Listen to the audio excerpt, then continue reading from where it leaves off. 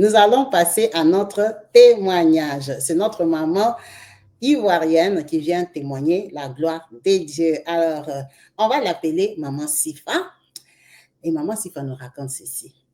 Elle vient d'une famille qui a commencé en Côte d'Ivoire. Sa maman, c'était une très jeune femme qui évoluait et qui a rencontré l'amour. Par contre, le monsieur qu'elle a rencontré, c'était un musulman. Sa maman de croyance catholique à l'époque s'est mariée avec ce monsieur musulman avec qui elle fait 4 enfants dans un mariage polygamique. Parce que sa maman était partie comme 3e épouse. Tout le monde était étonné.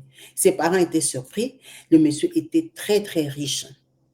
Donc, à un moment, ça les souffle, ça la dégoûte. Elle est trop jeune, elle se demande pourquoi. Elle décide de quitter le papa. Donc, elle vient s'installer en France. Quand elle arrive en France, elle a laissé les enfants là-bas. Elle cherche les papiers. Elle rencontre l'amour et tout ça. Mais le cœur est toujours en Côte d'Ivoire. Elle se bat pour faire venir ses 2 premières filles. Alors, dans le lot des 2 enfants qui sont venus, il y a notre sœur Sifa. Sifa arrive avec sa grande sœur. Sifa a l'âge de 13 ans. Elle évolue en France, elle étudie, elle a la culture, elle s'intègre, elle devient française par sa mère. Quand elle termine, elle est tellement intégrée qu'elle rencontre les garçons français, les autochtones. Elle sort avec eux et tout, jusqu'à ce qu'un jour, elle vienne tomber sur un garçon qu'on peut appeler Julien. Sifa tombe sur Julien, ça se passe très bien, ils commencent à se fréquenter et tout. Julien, à la base, c'est un garçon de province. On va dire que Julien habite à Nantes. Donc, elle et Julien, ils viennent beaucoup à Nantes parce que Julien, il vient voir ses parents. Il était venu à Paris, il étudiait, puis il a trouvé un job et tout. Mais bon, l'amour is too sweet, is too good. Sifa, elle a fait la formation aide-soignante. Ils décident de sortir ensemble. Julien, quand il termine, il dit qu'il retourne à Nantes. Donc, elle aussi aménage sur Nantes. Quand elle arrive sur Nantes, allez, elle prend son appartement, ils ne sont pas installés ensemble, elle vit chez elle, lui, il vit dans sa famille, il prend son appartement. Donc, vous comprenez qu'ils ont commencé leur relation amoureuse en 2011. De 2011 à 2013, chacun vivait chez lui. Ils se sont installés en 2013 et en 2015, ils ont décidé d'avoir un enfant. Donc, elle accouche de son bébé début 2015. Elle accouche de sa petite princesse. Tout le monde est content, sa maman est hyper contente, sa maman quitte Paris, vient pour la voir. En tout cas, moi, je dois aménager ici à Nantes parce que je dois venir garder les bébés. Je dois venir garder et soutenir vraiment le bébé, Betty, le pauvre bébé, une jolie petite fille. Donc, du côté de la belle famille, Julien aussi, il a 2 sœurs qui l'ont adapté, les parents. Donc, tout le monde, ils s'entendent super bien. Pas de soucis, en tout cas. Elle a dit qu'à Bibi, maman, elle était catholique avant de se marier. Quand maman a quitté, maman a compris beaucoup de choses. Maman est venue en France, elle est devenue évangélique. Donc, quand on est venu en France, chez maman, on a quitté chez papa musulman. Maman priait déjà dans les églises évangéliques. Du coup, ils ont appris à prier comme des évangélistes. Elle connaît très bien les prières des musulmans, elle connaît très bien les prières des chrétiens. Mais du coup, elle est un peu bipolaire dans la religion, mais elle est plus tendance chrétienne. Ça veut dire qu'elle me dit, moi, tu vois, mon foyer, je le tenais avec la parole de Dieu chrétienne. Donc, j'ai pris Jésus, j'ai pris comme les chrétiens, mais je ne suis pas trop détente. C'est seulement la base, non? Vous-même, vous connaissez seulement, tu pries, mais quand tu as un problème, tu sais que maman va prier pour toi. Elle a dit, ma mère, c'est qu'elle avait vu dans les mariages polygamiques, là, ça l'avait traumatisé, maman a fui le mariage. C'est quand on a grandi qu'on a compris que le mariage de la polygamie, ce n'est pas facile. Maman avait fui, c'était les autres là qui avaient mis le feu. Donc, maman est devenue croyante. Elle dit, ma mère prie. Aïe. Ma mère prie beaucoup. Mais nous, on prie, mais on ne prie pas comme maman. Donc, mon foyer, mon ménage, mon couple, je les tenais avec la prière, mais prière cool, quoi. Voilà. Donc, elle a mis au monde son enfant, tout se passe bien, Elle a gardé son bébé 2 mois. La belle-mère, là, elle est hyper présente dans leur vie et tout. Elle a repris son boulot d'aide-soignante. Elle dit, tu vois, nous, on travaille le matin, on travaille le soir. Donc, elle laisse l'enfant à la crèche, pas de souci. Alors, un matin, comme ça, elle se lève, elle part. C'est un 13 avril. Elle part, elle laisse l'enfant à la crèche. Bisous, elle part. C'était le matin. Donc, le mari, lui, quand il termine le soir, il part récupérer l'enfant. Donc, il s'est relayé comme ça. Alors, elle, comme elle travaille l'après-midi, elle peut laisser l'enfant vers les 9 heures, elle a le temps d'apprêter et tout, puis elle retourne à la maison, elle arrange, elle part au boulot. Elle est au boulot comme ça, elle me dit c'était le soir. Donc, les résidents, les personnes âgées, ont déjà mangé. Maintenant, c'est l'heure de les monter pour aller les coucher. Vers 18h50, on appelle sur son téléphone. Tu es où? Elle dit, je suis au 5e étage, je suis en train de coucher Madame Intel. Ah, ok, parce qu'il faut que tu descendes, il y a 2 hommes qui te cherchent en bas. Elle dit, 2 hommes? On lui dit, oui, 2 monsieur. Il me cherche moi. Oui, il te cherche. Regarde, presque 19h. C'est qui ça à 7h? À 7h, il n'y a pas de famille qui viennent visiter. 2 hommes qui viendront me chercher, qu'il y a quoi? Quand elle descend comme ça, pam, elle arrive à la réception. De loin déjà, elle voit son mari et le papa de son mari. Elle s'est dit, il y a un problème. Ma mère est morte. Il est venu pourquoi? Qu'est-ce qui s'est passé? Ma petite soeur. Ma grande soeur a fait accident. C'est quoi? Pourquoi mon mari est venu me chercher au travail avec son papa? Quand j'approche comme ça, oui chérie, qu'est-ce qu'il y a? Pourquoi vous êtes là? Et tout ça. Il me dit non, on ne peut pas en parler ici. C'est mieux qu'on sorte. Qu'on sorte, qu'on parte. C'est quoi? Moi, je travaille, je ne peux pas sortir. Son mari dit, tu ne vas pas me croire. Tu ne vas pas me croire. Quoi? L'enfant est mort. Elle dit, quel enfant? Elle dit, notre enfant. L'enfant de qui? Elle dit, notre bébé est mort. Ah. Elle a dit, en fait, je n'ai rien compris. Mais l'enfant est mort de quoi? L'enfant est mort où? Tu as tué l'enfant? Il dit, non. Quand je venais le soir là, à 17h, pour prendre l'enfant, parce que son mari, c'est un cadre. Pour prendre l'enfant, j'arrive sur l'avenue où il y a la crèche, je vois des pompiers, des policiers et tout ça. Moi, je me disais, il y a eu un accident, quelque chose. Quand j'arrive à la crèche, je vois qu'à la crèche, on a déjà mis des bandes et tout ça. Je dis, c'est quoi le problème et tout ça? Moi, je viens chercher mon enfant, il y a eu le feu, il y a eu quoi ici? On dit, oh non, il y a eu un décès, les autres parents sont paniqués, il y a eu un bébé, il y a eu un bébé. Quand il a dit, madame, où est notre bébé et tout ça? Oh, vous êtes qui? Oh, je suis les parents d'un tel. Les policiers, mettez-vous à côté. C'est lui, oh, qu'est-ce qu'il y a? Oh, il faut que vous nous suivez, on va se suivre, on va aller à l'hôpital. L'enfant a fait quoi? Oh. Ça veut dire que l'enfant, la nounou à la crèche, elle a dit, l'enfant, c'était l'heure de la sieste. Elle est partie déposer l'enfant. Comme d'habitude, l'enfant a dormi. Maintenant, les enfants, on les fait dormir par heure parce qu'ils doivent dormir aussi à la maison. Ils doivent pas beaucoup dormir.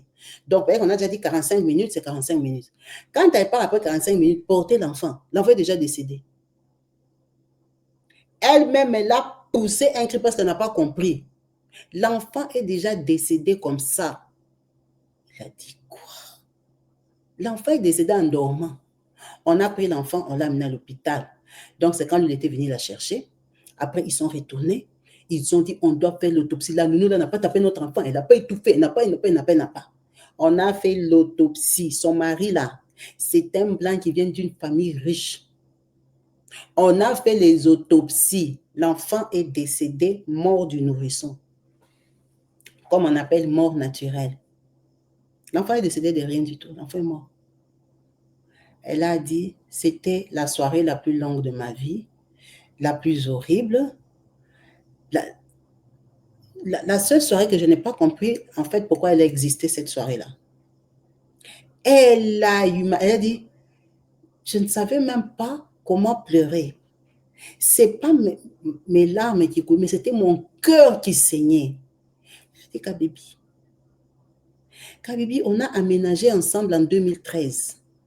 On avait acheté la maison. Donc, lui, il avait quitté, moi, j'avais quitté, on a acheté la maison. Donc, on a travaillé 2 ans avant de mettre au monde notre enfant. Maintenant, imagine la chambre de mon enfant était comment? La grossesse de mon enfant était normale. Elle dit, moi, tu vois, je suis hyper active parce que c'est une jeune femme. J'ai bougé, tout ça. Donc, ma grossesse tranquille. J'allais au travail, la grossesse, tout le monde riait. Toi, c'est vraiment, tu es enceinte. Sans problème. L'enfant est né sans problème. On a fait tous les examens et tout. L'enfant n'avait rien. L'enfant est décédé.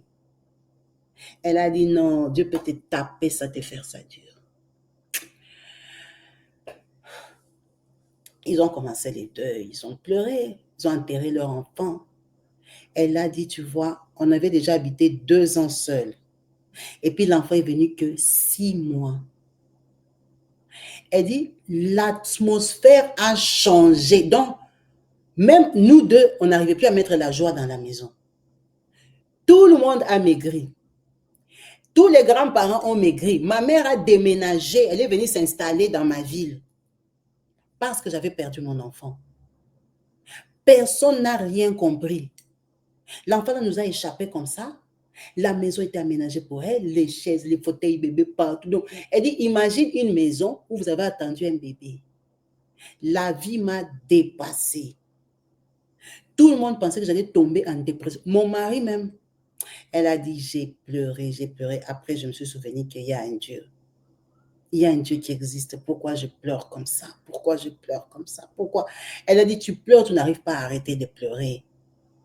Je voyais mon enfant partout, je sentais mon enfant partout, je regardais tout ce tout. Oh my God. On a tout replié, tout, on a fermé la porte là. Donc, la chambre là, c'est comme si ça n'existait plus. Pour qu'on se répare, on est parti en vacances. Mais c'est plus pareil. Ça s'est éteint entre nous. Elle dit, Kaby, j'ai commencé à prier. C'est là que j'ai commencé à parler vraiment à Dieu. Pourquoi? Pourquoi tu as permis ça? Pourquoi tu m'as fait ça? Qu'est-ce que tu veux m'apprendre? Moi, je crois en toi. Elle a dit, c'est là que je m'étais rendu compte qu'en fait, j'étais chrétienne. Que j'étais chrétienne. Elle a dit, il y a un jour, j'ai prié, je lui ai dit, enlève-moi cette douleur. Fais-moi passer à autre chose. Enlève-moi cette douleur. Je ne veux plus pleurer parce que c'est ta volonté. La parole dit que tout ce que tu fais est bon. Alors, comme c'était bon pour toi de le prendre, alors tu n'as pas pris cet enfant pour me mettre moi en douleur. Enlève-moi cette douleur parce que tu es capable. Elle dit qu'à Bible, les jours que j'ai fait cette prière-là, je me suis réveillée le lendemain, j'étais apaisée. J'étais apaisée, j'y pensais de moins en moins. C'est comme si j'avais normalisé. J'avais normalisé. J'ai commencé maintenant à consoler mon mari. Parce que tout le monde s'inquiétait pour moi, en fait. Les gens étaient malheureux de me voir malheureuse. En fait, j'entretenais le malheur, j'entretenais les pleurs chez les gens parce que j'ai reflété la douleur. Elle a dit, quand je me suis réparée, je me suis dit, pour que ma maison reprenne, il faut que moi je guérisse. Elle a dit, ma fille est venue en 2015, elle est partie en 2015. Et en 2016, elle s'est réparée. Elle a recommencé à prendre goût à la vie, elle s'est forcée, elle s'est surpassée. Son mari aussi. Donc, ils ont dit, il faut qu'on reprenne la vie. Ils ont ouvert la chambre, ils ont recommencé la vie. Et ils ont décidé de se marier en 2017. Et en début de 2017, elle est tombée enceinte. L'année de son mariage. Tu vois, ils ont préparé ça en 2016, en 2017, on va se marier quand même. Donc, elle tombe enceinte, elle s'est mariée enceinte. Mais un petit ventre ne se voit pas, quoi. Elle s'est mariée enceinte et elle a accouché d'une fille en 2017.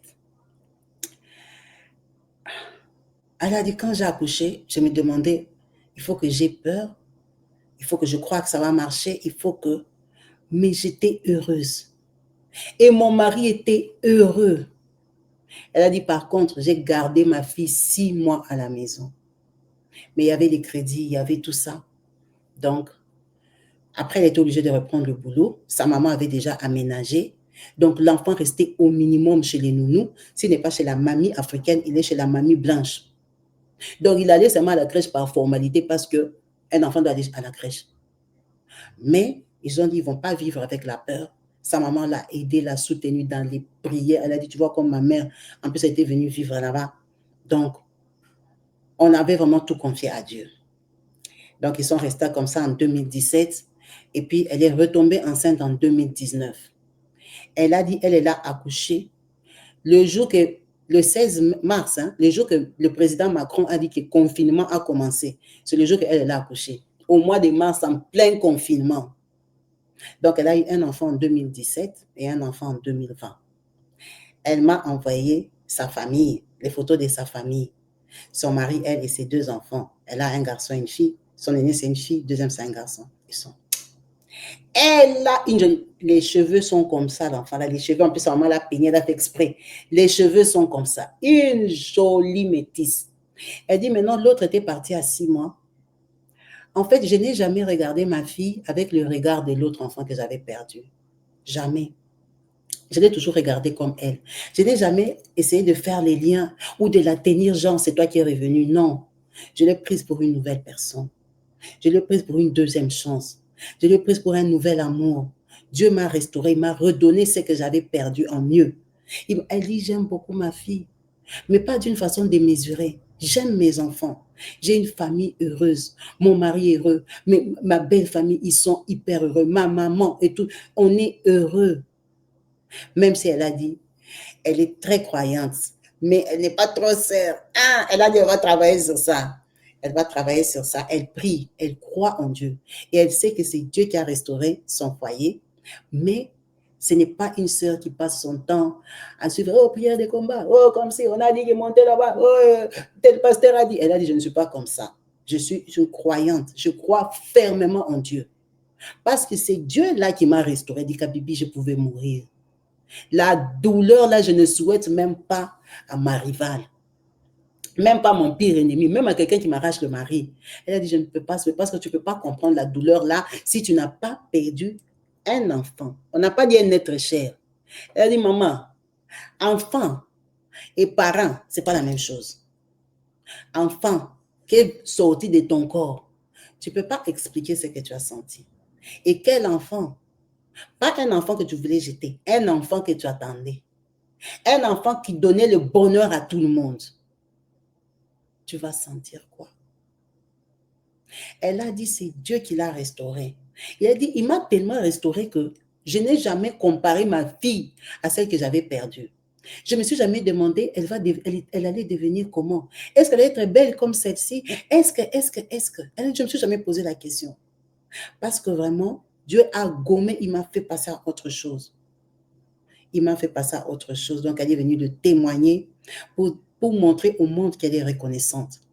Qu'elle est reconnaissante de la deuxième chance qu'il lui a donnée, de cet amour qu'il lui a témoigné, de sa famille qu'il a restaurée, de la joie qu'il a réinstallée. Elle m'a envoyé une photo de famille. Vous voyez des photos de famille, les gens sont assis par terre, là, ils ont déjà fait, oh, maman, tu es vraiment bénie, que Dieu soit glorifié pour la grâce qu'il t'a accordée 2 fois. En tout cas, merci beaucoup pour ton témoignage, qu'on espère va restaurer une maman, va restaurer un papa qui a perdu son enfant, qui ne veut pas s'en remettre, qui reste accroché à pourquoi. C'était ma seule grossesse dans la vie. Tu m'as arraché cet enfant-là, pourquoi? Tu ne m'as pas donné d'autre parce que ça existe.